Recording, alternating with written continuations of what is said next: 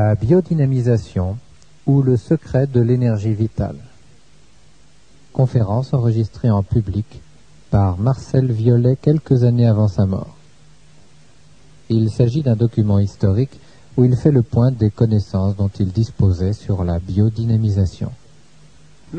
Mesdames, Mesdemoiselles, Messieurs, je veux d'abord faire une petite rectification. Si j'ai été un des éléments principaux de la découverte dont je vais vous entretenir, je n'en ai pas été le seul artisan. Cette découverte a pris naissance lors des travaux qu'à la section scientifique de l'armée, à laquelle j'avais l'honneur d'appartenir, nous nous livrions avant la dernière guerre et où j'avais l'honneur d'être le collègue de grands savants comme René Barthélemy, l'homme à qui nous devons le radar et la télévision, à des polytechniciens comme Christian Beau et Rabu, à des médecins presque universellement connus comme le médecin général Morel, et c'est l'association de tous ces grands esprits à la recherche de quelque chose de nouveau qui a conduit à cette découverte. Évidemment, je m'y suis attelé, j'ai travaillé, et petit à petit, nous l'avons vu sortir des limbes.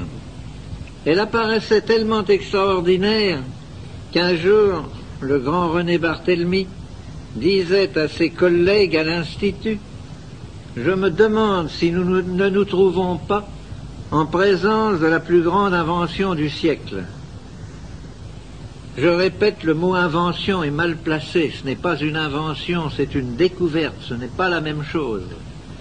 Nous avions eu la chance, dans nos recherches, de découvrir quelque chose que d'autres avaient pressenti, qui m'ont montré la voie, et notamment Sabatier, actuellement, à un âge où il aurait dû être à la retraite depuis beaucoup de temps, et qui, comme moi, est encore sur le tas. Sabatier est encore à la direction de la section technique de l'armée, malgré son grand âge, et si vous le rencontriez, vous n'auriez pas l'impression que vous êtes en présence d'un homme de 75 ans. Quelle est donc cette découverte? Eh bien voici. Nous vivons actuellement à une époque où nous voyons apparaître toutes sortes de choses extrêmement inquiétantes que n'ont pas connues nos grands-parents. Si vous plantez des pommes de terre, elles ont des maladies, elles noircissent dedans, on vous parle de mildiou, d'autres maladies. Si vous plantez du colza, il a lui aussi des maladies que n'ont pas connues nos grands-pères. Nous avons dans le bétail également des épizooties difficilement décelables, et nous avons chez les humains des phénomènes inquiétants. La durée de la vie humaine, la durée moyenne de la vie humaine a progressé régulièrement jusqu'en 1959. Je dis la durée moyenne, car la durée maximum de la vie humaine est loin d'avoir progressé. Pour 30 millions d'habitants, au temps de Napoléon Ier, il y avait au moins 2 douzaines de Français connus ayant 115 ans. Actuellement, avec un nombre d'habitants presque le double, le doyen des Français doit tourner autour de 105 ans. Pourquoi cette diminution? Pourquoi depuis 3 ans, même la durée moyenne de la vie humaine, qui a augmenté considérablement du fait des progrès incontestables de la médecine, de l'hygiène et de la chirurgie, est-elle en train de redescendre l'éperon qu'elle avait tracé? C'est qu'apparaissent une nouvelle famille, dois-je dire de maladies, disons de phénomènes, qui sont des dégénérescences, des carences, qui ne sont pas à proprement parler des maladies, mais qui viennent diminuer le potentiel humain et faire que l'homme résiste mal. Car en effet, pour qu'il y ait maladie, il faut qu'il y ait deux choses, et ça vous le voyez tous les jours. Quand une épidémie apparaît, de grippe ou d'autre chose, à Paris, nous prenons le métro, l'autobus, c'est-à-dire que tous ceux qui mettent le pied hors de chez eux récoltent dans la journée 10 fois ce qu'il faut pour attraper la grippe ou l'épidémie qui circule. Cependant, 10, 15 ou au maximum 20% de la population tombe malade. Pourquoi? Parce que les autres avaient un terrain, une autodéfense, un tonus tel que la maladie a dû reculer. Elle a attaqué, il y a eu attaque, mais il y a eu l'autodéfense a vaincu l'attaque. Prenons un exemple où nous avons des preuves extrêmement précises. Les accidentés de la voie publique à Paris sont de toutes conditions, de tous âges. Quand on fait l'autopsie, on trouve actuellement que moins de 4% sont indemnes au point de vue pulmonaire. C'est-à-dire que 96% présentent des lésions de tuberculose actives ou cicatrisées, mais montrent qu'ils ont été touchés. Sur ces 96%, vous en avez au moins 60 qui vous jureraient de la plus parfaite bonne foi qu'ils n'ont jamais eu la moindre attaque de tuberculose. Et cependant, ils l'ont eu, mais ne l'ont pas soupçonné. Ils n'ont pas eu les signes cliniques, ils n'ont pas été malades, et ils ne se doutent pas qu'ils étaient touchés. Or, nous nous trouvons en présence donc de guérisons spontanées. Tous ces gens-là ont eu des attaques de tuberculose pulmonaire, et c'est bien une guérison spontanée qui les en a guéris. Ça ouvre tout de suite notre esprit sur certains horizons, et il faut savoir tirer les déductions qui s'imposent. Donc, pour qu'il y ait maladie au sens médical du mot, il faut deux choses, et la maladie est un produit de ces deux facteurs.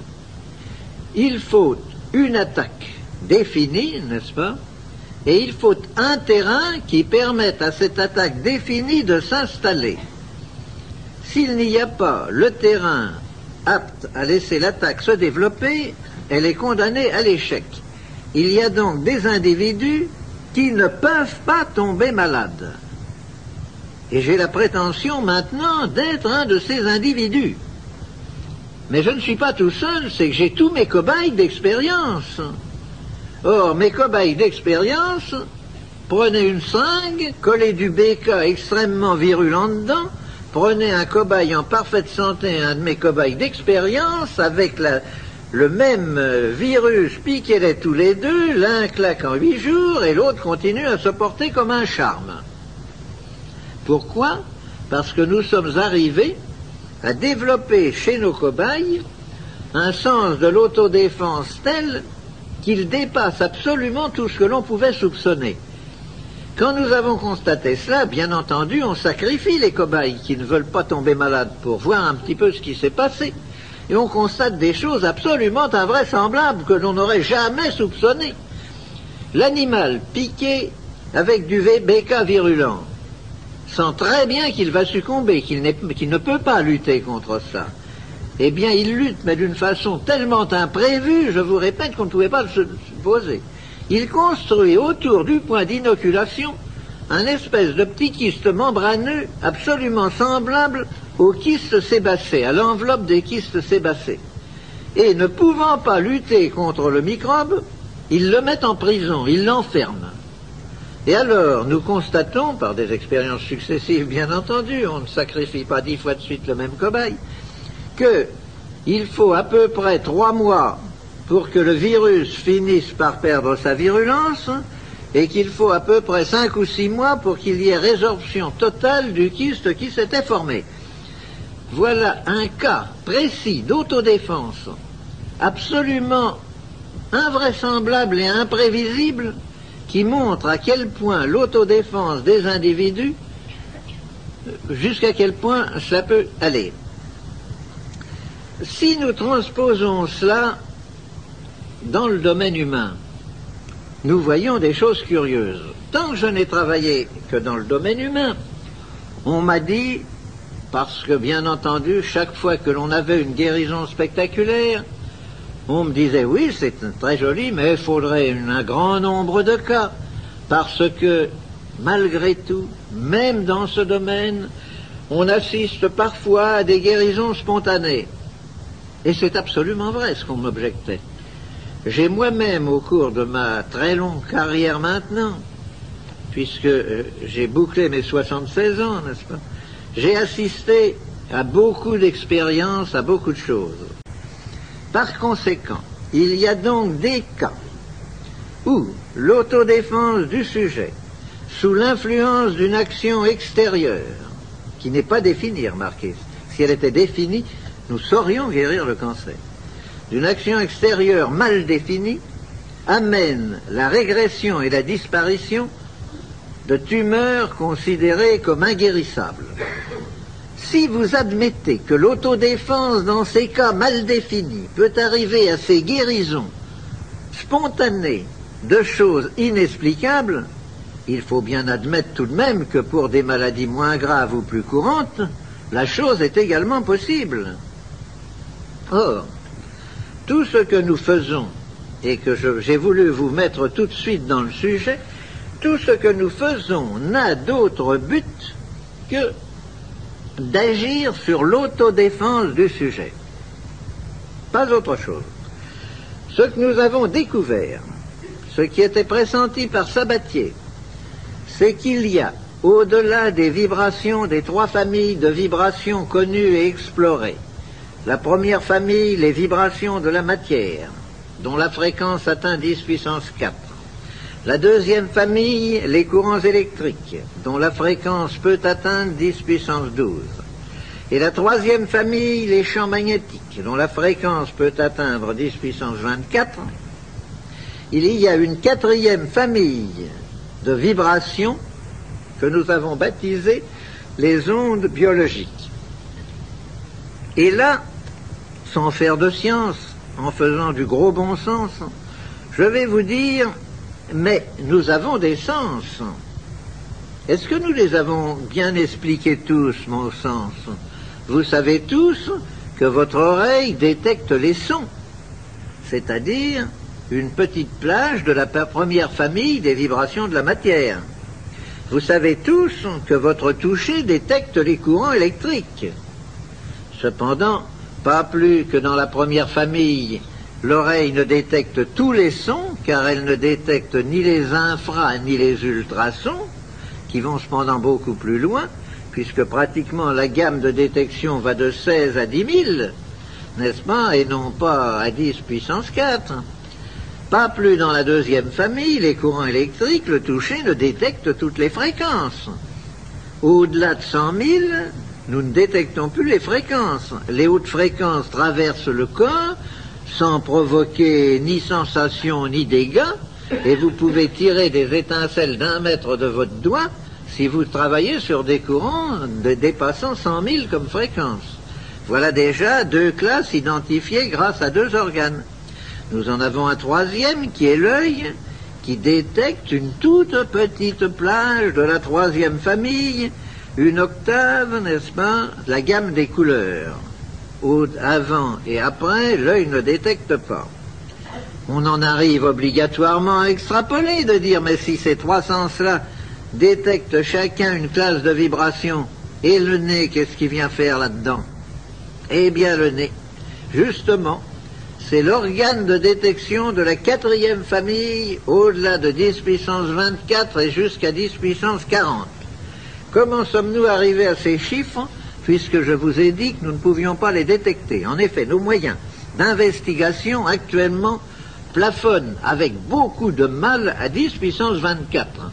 Et René Barthélemy, dont je vous parlais tout à l'heure, a passé 6 des derniers mois de sa vie à essayer de trouver le détecteur de la quatrième famille. Et il ne l'a pas trouvé, et il n'est pas encore trouvé. Nous en mesurons les effets, mais nous ne pouvons pas les détecter autrement que par les effets. Eh bien, nous pensons que ça va là parce que nous avons exploré avec suffisamment de soin tout depuis 0 jusqu'à 10 puissance 24, sans trouver ces radiations dont nous voyons les effets, mais que nous ne pouvons pas détecter. Et ensuite, parce qu'une loi mathématique Je vous ai donné les chiffres 10 puissance 4, 10 puissance 12, 10 puissance 24. Ce sont les jalons d'une chaîne qui automatiquement va à 10 puissance 40 et 10 puissance 72. Il y a donc peut-être une cinquième famille d'ailleurs, mais nous n'en sommes pas là. Nous ne sommes qu'à la quatrième. Et cette quatrième famille, c'est incontestablement, ce sont les ondes vitales. Ce sont les ondes qui sont à la base de la vie. Vous me direz, c'est très joli de proférer une semblable affirmation. Est-ce que vous pouvez le démontrer? Eh bien oui, justement, c'est que nous l'avons démontré en laboratoire.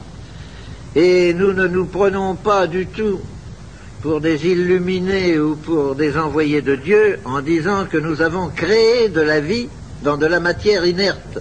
Nous avons refait en laboratoire ce qui s'est passé sur le globe alors qu'il se refroidissait petit à petit et que la vie n'était pas apparue. Nous avons mis en ampoule de l'eau de mer, filtrée avec le plus grand soin, stérilisée avec le plus grand soin par tous les moyens connus, et ces ampoules traitées, au bout d'un temps d'ailleurs très long, puisqu'il n'est jamais inférieur à 72 heures, nous avons vu apparaître dans ces ampoules des filaments, des points noirs, des nuages, et tout ceci analysé, cultivé, s'est révélé être les filaments des chaînes de levure, les points noirs des spores de champignons et les nuages gélatineux de la matière vivante.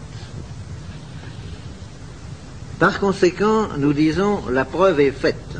Nous savons maintenant qu'il existe des ondes qui sont à la base même de la vie. Comment peut-on les utiliser? Je me suis décidé, j'ai mis très longtemps à me décider, parce qu'évidemment, quand on dit des choses aussi étranges que celles que je viens de vous dire, on passe ou pour un fou ou pour un charlatan. J'ai la chance en France d'être suffisamment connu, d'appartenir à suffisamment d'organismes officiels, à des commissions interministérielles, à des commissions techniques, etc., pour que, lorsque je mets ma signature en bas d'un rapport, on ne dise pas que c'est l'œuvre d'un fou ou d'un charlatan. Et puis, je suis vieux, il peut m'arriver un accident, malgré que je ne me sois jamais senti aussi jeune et en aussi bonne santé, il peut m'arriver un accident, je n'ai pas voulu courir le risque que tous ces travaux disparaissent. Le danger, s'il existe, est qu'un autre, plus heureux que moi, trouve un jour l'homologue, soit de l'électroscope à feuille d'or, soit du tube à limaille de Branly, c'est-à-dire le moyen de détection directe et immédiate de ces ondes, et s'approprie la découverte. Eh bien, mon Dieu, je vous dirais que je ne le redoute pas. Actuellement, où nous en sommes, si cette chose arrive à s'imposer, c'est un tel bouleversement dans l'humanité, car jusqu'à présent, nous n'avons pas découvert avec ça le moyen de tuer les hommes, figurez-vous. Nous n'avons trouvé que le moyen de les guérir. Et c'est tellement exceptionnel à notre époque, où chaque découverte se double immédiatement d'un moyen de destruction, c'est tellement anormal que j'ai pensé que le risque valait d'être couru. Nous en sommes donc là. Mais, si vous voulez bien réfléchir, vous trouvez dans la nature toutes sortes de points d'appui et on m'en apporte tous les jours. Par exemple, si vous avez été dans une ferme un jour où l'eau tombe à seau, vous remarquez que les canards, qui avaient cependant leur bac plein d'eau et tout et qui ne l'utilisaient pas, se précipitent sous les filets d'eau qui dégoulinent des gouttières pour boire cette eau comme si c'était une friandise. Vous vous apercevez que si vous avez eu une pluie d'orage, vos salades qui végétaient la veille se mettent à pousser à grande vitesse et même à monter. Tous les maraîchers le savent bien, et dès qu'il y a une pluie d'orage, on coupe tout de suite les salades. Et les mêmes maraîchers mettent de grands bassins dans le centre de leur exploitation, peu profonds, et laissent l'eau de la ville, à laquelle ils n'auraient qu'à brancher un tuyau pour faire fonctionner leur lance d'arrosage, ce qui ne leur coûterait rien. Ils laissent l'eau séjourner là-dedans 2 ou 3 jours avant d'amener la motopompe à essence ou électrique pour la puiser et l'arroser. Pourquoi? Parce qu'ils savent que cette eau qui a subi une exposition a acquis par cette exposition des qualités qu'elle n'avait pas. des qualités vitales. Nous commençons à expliquer beaucoup des légendes dont certaines ont un fond très sérieux de vérité sur l'action de la Lune sur les végétaux. Car la Lune n'est autre chose qu'un miroir, sa lumière est polarisée, et ce n'est pas du tout ce qu'elle reçoit du Soleil qu'elle vous renvoie, c'est tout autre chose. Ceci dit en passant. Toute cette série d'expériences nous a conduit, au début, n'est-ce pas, chaque fois que je parlais de mes essais sur les humains, on me disait, mais quelle est la part d'autosuggestion là-dedans?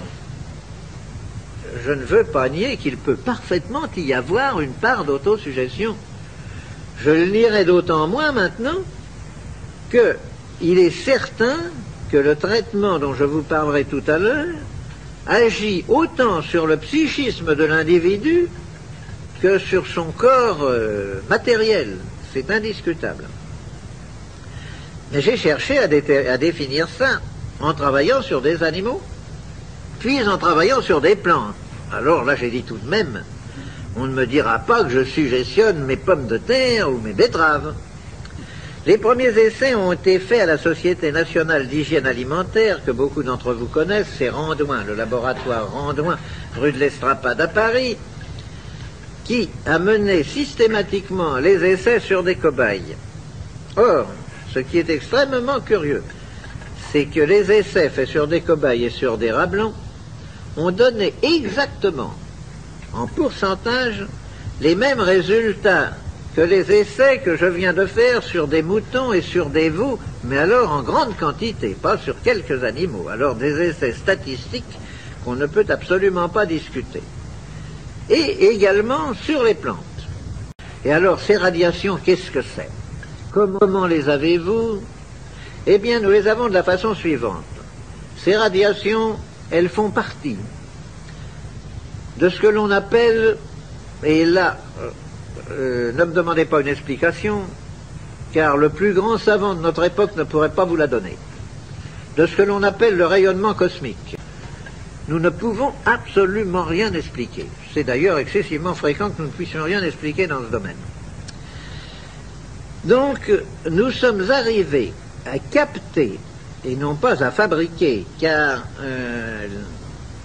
nous pourrions parfaitement dessiner un appareil producteur de ces ondes, mais quand il faudrait le coter, nous pourrions le coter également, mais pas le fabriquer, parce que nous serions toujours à parler de millionième de mu, de milliardième de millimètre, de choses comme ça, et que ce n'est pas à l'échelle humaine. Donc, nous captons ces ondes dans le rayonnement, dans le flux cosmique, et nous les amplifions. Pour les capter, l'appareil initial qui a servi à la découverte est excessivement simple. Mais il est évident que ces ondes, ces fréquences, nous nous trouvons maintenant, nous y sommes dans notre famille d'ondes biologiques. Nous faisons donc, je vous ai dit ce qu'était le premier appareil. Une antenne, un condensateur. Un condensateur à 2 bornes. À l'autre bout du condensateur, il y a un bout de fil. Ce bout de fil, on a cherché qu'est-ce qu'il pouvait bien y avoir dessus. Et là, les surprises, alors, ont dépassé toutes nos connaissances. Nous n'avons rigoureusement rien trouvé. Rien, avec les moyens d'investigation les plus parfaits à notre époque. Mais nous avons découvert que si vous trempiez ce fil dans l'eau, ce fil métallique, il se mettait à fondre dans l'eau. Mais d'une façon telle que des pesées successives arrivent à déterminer avec précision la courbe de fusion, et quand il cesse de fondre, on sait que l'eau est en son maximum de charge. Puis nous avons découvert autre chose. Un beau jour, nous avons découvert que un crayon d'électricien chercheur de pôle s'allumait sur le fil où il n'y avait aucune espèce de courant décelable. Je suis allé chercher, ça c'était dans les travaux avec Barthélemy. Barthélemy m'a dit, nous allons tout de suite avoir la fréquence. J'ai une collection de lampes étalonnées à toutes les fréquences, parce que toutes celles que nous avons mises s'allumaient et s'éteignaient toujours au bout du même temps. Eh bien, ce phénomène, nous avons bien travaillé dessus, mais nous n'avons jamais pu trouver une explication. Et actuellement, nous n'en avons pas plus que lors de nos premiers essais. Nous utilisons toujours ces lampes pour contrôler, mais j'ai actuellement dans le laboratoire, nous utilisons des Mazda 55 volts du commerce, n'est-ce pas? Eh bien, je fais des choses qui amusent les gens parce que ça les frappe beaucoup. Je dis à un monsieur, prenez donc cette poignée. Il la prend, il ne sent rigoureusement rien. Tirez la langue, il tire la langue, je prends la lampe, je la pose sur sa langue et la lampe s'allume. N'est-ce pas? Et je peux faire ça sur n'importe quelle partie du corps. Vous pouvez intercaler un millivoltmètre, un milliampère-mètre périodique ou apériodique, vous pouvez faire tout ce que vous voulez, vous ne trouvez rien. Il est évident qu'une lampe de 55 volts, elle ne s'allume pas intensément, elle s'allume comme elle s'allumerait sur sa 25 ou 30 volts. Mais si on vous mettait un courant de 30 volts sur la langue, vous le sentiriez. Vous sentez très bien une pile d'1,5 volt sur la langue. Or là, rien, zéro, on ne sent rien. Ce n'est pas de l'électricité. Et alors j'en suis à me demander maintenant, je pose tout le temps des questions à mes collègues, et ils me disent chaque fois qu'on vous voit, vous nous posez des questions qui nous empêchent de dormir pendant 15 jours. Je leur dis, mais vos lampes à néon actuellement, vous croyez que c'est l'électricité qui les fait brûler? Est-ce que vous en êtes sûr? Mes lampes à néon, moi, ce n'est pas l'électricité. Que l'électricité soit une onde porteuse, peut-être, mais croyez-vous qu'elle soit l'action même? Là-dessus, nous avons fait toutes sortes d'essais extrêmement complexes, et nous sommes arrivés à avoir les mêmes résultats que l'électricité, alors qu'il n'y avait plus du tout d'électricité. J'ai utilisé tous les appareils qui ont été faits pour détecter les 3 familles connues d'ondes vibratoires, mais tous restent résolument muets devant des phénomènes semblables de la 4e famille, comme la lampe qui s'allume. On penserait qu'on va avoir une réaction d'une boussole, d'un électroscope, de quelque chose. On n'a aucune réaction.